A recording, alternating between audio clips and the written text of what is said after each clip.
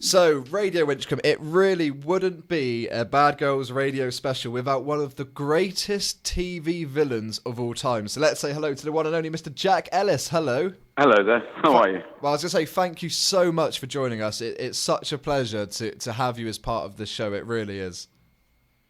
Oh, it's a pleasure to be here. Thank you very much. Thanks for inviting me. It's great. So, of course, you played one of television's greatest yet loathed nasty villains of all time, Jim Fenner. Now, on paper, he is abusive, manipulative, a murderer, sinister, yet the character was one of the most loved characters from the show. So why do you think the audience took so well to Jim Fenner? Well, basically because I think everybody loves a villain. And I think you'll see that in all the long-running soaps and so on, there's always a good villain.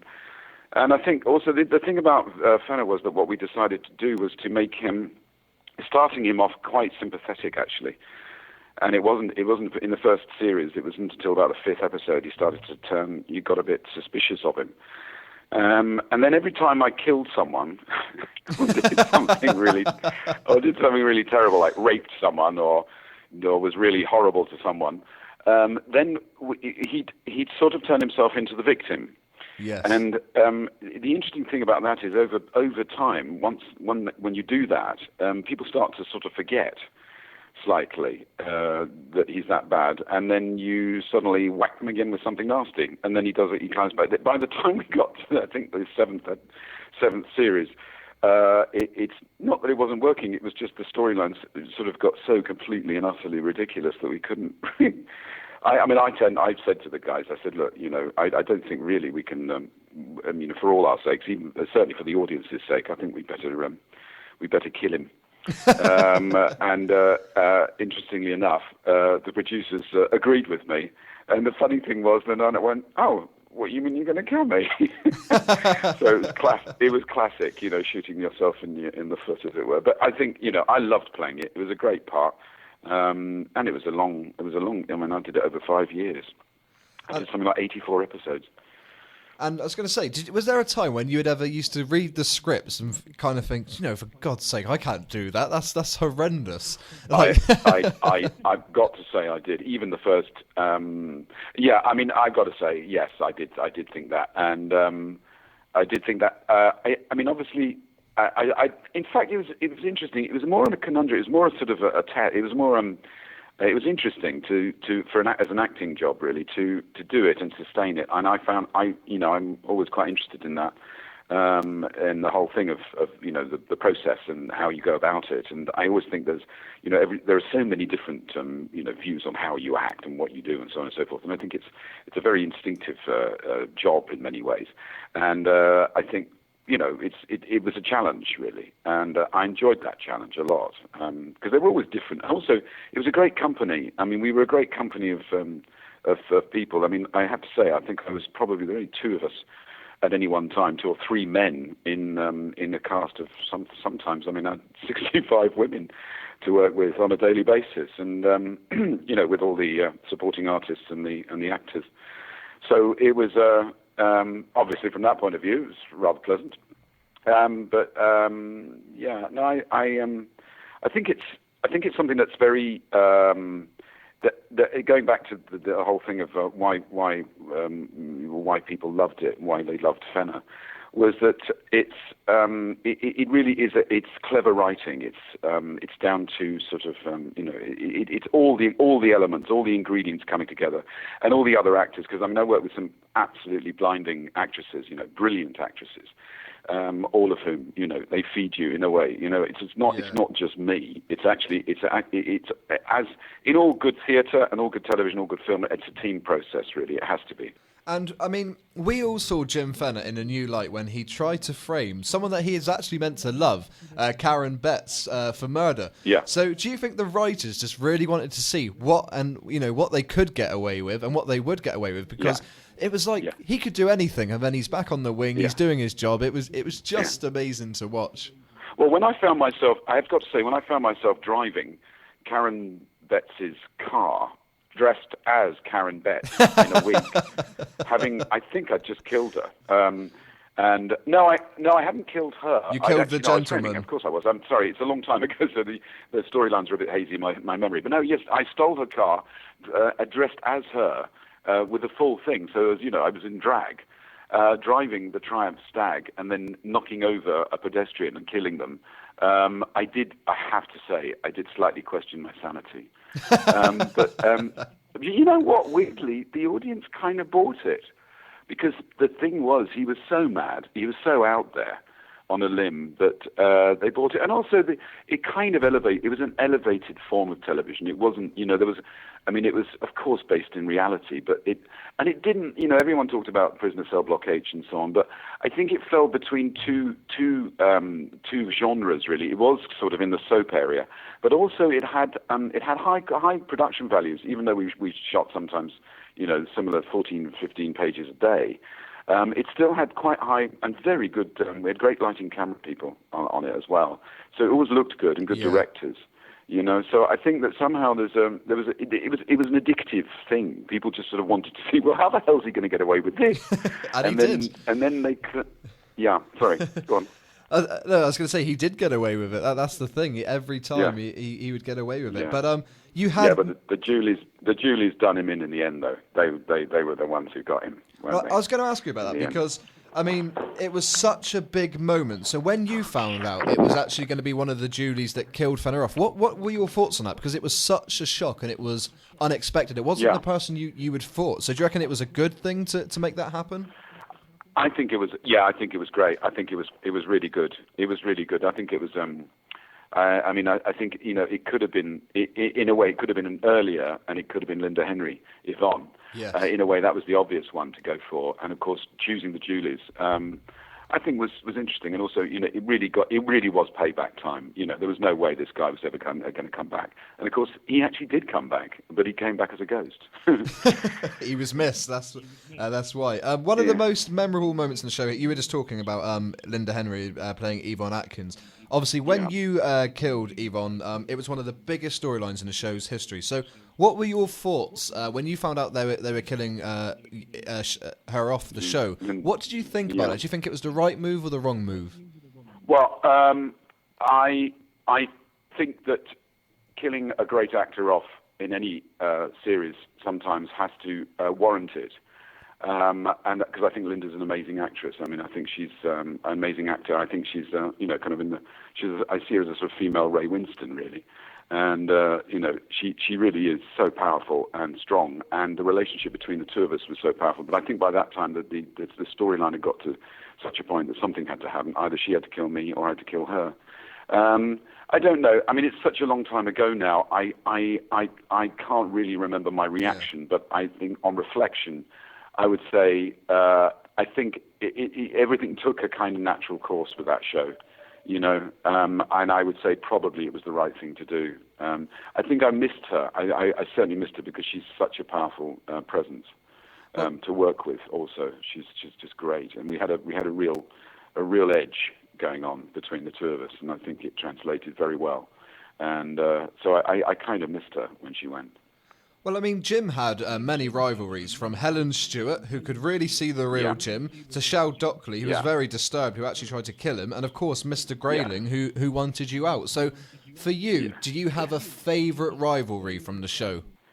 I think I loved the storyline with Tracy Wilkinson. Actually, all of them, I love them all. And I know this sounds almost disingenuous to say I think they were all equally brilliant, and they were equally brilliant. But I think in terms of actual storyline, the thing of being married to Di, and then coming back, and the constant she ending up with her really hating me, and then me trying to kill her, and I think that was a really, I enjoyed doing that because it was a long running one. Yeah. I think Simone was great. The thing about the first one, for me it was sad that Simone went so early.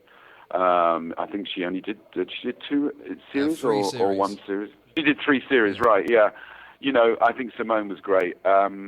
But I do think me and Yvonne probably were the standout ones dramatically. That was the rivalry that stand out and was amazing. Sorry about the sound. If you can hear in the background, I'm working on show at the moment I'm in Cape Town. I'm rehearsing with the most amazing company called Izango, and they're all actually they're all warming up. I can hear some amazing vocals. Yeah. They're incredible. They have to. Everyone, if you want to see the show, come and see it in Southampton. We open on the 29th of June, and we go through to the 13th of July at the Nuffield Theatre. Wow! And you'll see me being a baddie, but it's a different kind of baddie. I've got to say, come and see the show. It's phenomenal. Well, I was going to say, I've watched a lot of interviews that you've done in the past, and you can clearly see how much theatre means to you. You've got such a passion for theatre. So for you, what gives you the biggest buzz? What is it about theatre that you love so much? Well, I mean, when I started, I had a theatre. I was a kind of a founding member of a theatre company when I was about 21 of the Actors Touring Company, ATC London, which still exists. And I was with them for about 5 years, and we toured all over the world doing classics, really. And that was an ensemble company. It was a group company, and in a way, the Bad Girls were a kind of similar TV, not in terms of product, but in terms of actually the feeling on the set. And I really like that. I enjoy that enormously. I find teamwork very. I love theatre. I love drama. I love I've done a lot of Shakespeare. I really love Shakespeare. I think the way Shakespeare is taught in school sometimes is extremely dull and very boring. But when you get into it and I did Hamlet with Mark Rylance, a wonderful genius actor, and it was an amazing production. We took it to Broadmoor and did it inside Broadmoor, and it was an incredible experience. And I think that theatre has a very immediate capacity and ability to fill people with you're live. So you feel that energy that translates between you and the audience, and it's a very important one. And I think I'm not saying theatre can change things, but I think it has a lot of power. And if it's good, it's amazing. It really is. I've done a lot of not so good, and sometimes you have to do certain things for the money. But this company here, Izango, it's an all-black company from Cape Town. I'm the only white guy in it. And they're from the townships from Kailicha and from various others, and they work here. They've been going for about 10, 15 years, longer than that. And they've won Olivier's, they've done the Magic Flute in the West End, they've done a lot of work. But we're doing this thing called the SS Mendy at the moment, and it's all about the sinking of a ship where all the black people on board drowned, and of course the majority of the white people survived. And it's at the end of the First World War. A contingent of black labour was brought over to Europe to help build the infrastructure, build the trenches and the railway lines and chop down wood and get the armaments up to the front. Basically, they weren't allowed to fight. And then as the boat arrived in Portsmouth. They then set sail. They got to Portsmouth, sailed across to go the channel to Le Havre, and then they smashed into another boat that was coming along, and it was in the fog at night, and the boat sank. And of course, the excuse was, we couldn't really see them, so the boat carried on, and the boat that smashed into them, and the SS Mendy sank with a loss of something like 700 people. And it's a story that's not told and not known of, even here in South Africa, actually, particularly. So, but it's also an incredible company. They're an amazing company with beautiful, there's amazing songs, and it sounds, it's a tragic tale, but there's a lot of humour in it. So, yeah, there you go. If you can hear the enthusiasm in my voice. That's why I do it, because it kind of I'm 63 now, and I'm able to do the warm up, which is one of the heaviest warm ups I've ever done. And it takes a good hour. It keeps me fit. I'm not a great gym person. It keeps me alive, and it's scary, and I think that's important for me. And so, how did you come to be part of this? Being in Cape Town, being part of the show. Is it to do? I tell you. No, it's an old friend of mine is the director, and we were at university together, interestingly enough. And of course, we hadn't seen each other for many years, 35 odd years, and then we split. We hadn't seen each other, and then it turned out that he needed a white actor, one white actor in this company of I think there's about 15 altogether. So the 16th is me, and I, in a way, I'm the colonial white enforcer. And that's he knew my work. Also, he knows that they work in a very ensemble way. It's very hard work. And he knew that I would be the right kind of person with the right sort of mental attitude towards working with this company, because it's hard work, rehearsals. But the point is that it shouldn't look like hard work when we're on stage. Yeah. So that's really how I came to it. And also I like traveling. I like traveling and working. I'm not. It's funny. I'm I'm not. I've never been a great one for going off to Hollywood. I've never been a great one for doing that kind of thing. I like to be in a group, and I like to travel when I'm acting. And it seems to me traveling and doing theatre all over the world is kind of my bag, and it's what I love. And this is what this offered, and this is what it does offer and gives me. So it kind of, at my age, it sort of fits all the bill, really. And is it just in Southampton? Are you looking to bring it to different places in the UK? Yeah. No, Southampton. Basically Southampton. We open it in Southampton, then people will come and see it. It's a shop. It's a shop window, really. People will come and see it. Festivals will come and see it. People have been invited from abroad, from other festivals, and they will come and see it, and hopefully then they will take it and book it, and it'll go elsewhere. So can you tell us a little bit about the Good Chance Theatre? Well, Good Chance Theatre is the theatre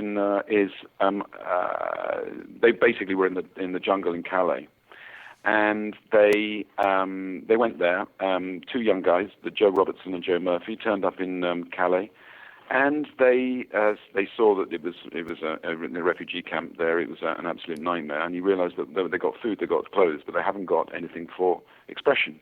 So they went back to England. They got commissioned 2 geodesic domes. And they went there to the Calais theatre, to the Calais jungle, and built these 2 domes, which became a kind of theatre, and almost like a town hall, somewhere for people to be able to talk, to be able to do art, to be able to dance, to be able to sing, to be able to play music, and to communicate and do theatre. That I wasn't part of that, but we brought that because I live in Paris now. Now my partner and I, she's a producer, an international producer, and she was asked by them to come to bring it to Paris. Now I was asked by the guys because I'm connected to the Young Vic, they asked if I would do one of the curatorships, which is basically the artistic director for a month, which I did. So what that involved was getting artists in to do workshops with refugees, and we did a fashion show. We got all the upcycled clothes that are given to Emmaüs, which is a bit like Oxfam, French. Well, it's an international sort of charity agency that. And we got a fashion school, IFA, the International Fashion Academy from Paris, got them to work with designers, students, got refugees to work, paired them up together, and then we got some movement guys in. So we got a brilliant movement guys. That's didn't demean him, Sofiane Jouini, who's an extraordinary sort of dancer, and he came and did workshops with refugees, and then we put the whole thing together. And we had an extraordinary, unbelievable show with music and dance, and with 40 looks, all of which, some of which I think that we've held on to, and we're going to actually put it into a proper fashion show at some point in Paris in the Museum of Immigration. Basically there to highlight the situation, as we all know, there's boats travelling all over Europe at the moment, full of people drowning. 50 people drowned this weekend, if not more. There are so many people, and it's, for me, I don't believe in walls. I believe in humanity has been migrating ever since humanity. We were the primordial. We came out of the primordial ooze, and I see that's for me it's a very important thing to do, and it's work that I really love doing. And also it was my first chance to actually direct anything, so I was kind of in charge. I was a kind of artistic director for it, and I really loved it. And we're continuing to, we set it up now in Paris now again.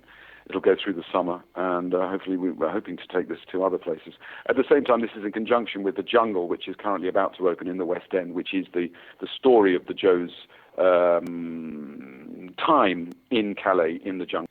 Well, Jack, honestly, I can't say thank you enough. To have you on a show has been amazing, and I wish you the best of luck with the new show. And I do hope it goes around to plenty more places in the UK, because it'll be great for everyone to get to see it. And we're actually going to see you in October as part of the convention, the Bad Girls Convention that you're going to be attending. I'm really looking forward to that, because I haven't met I haven't met the ladies for some time now. I mean, we haven't. I've seen Tracy, I don't know, about 2 years ago, but I'm really looking forward to seeing everyone again because I live in Paris now. So, yeah.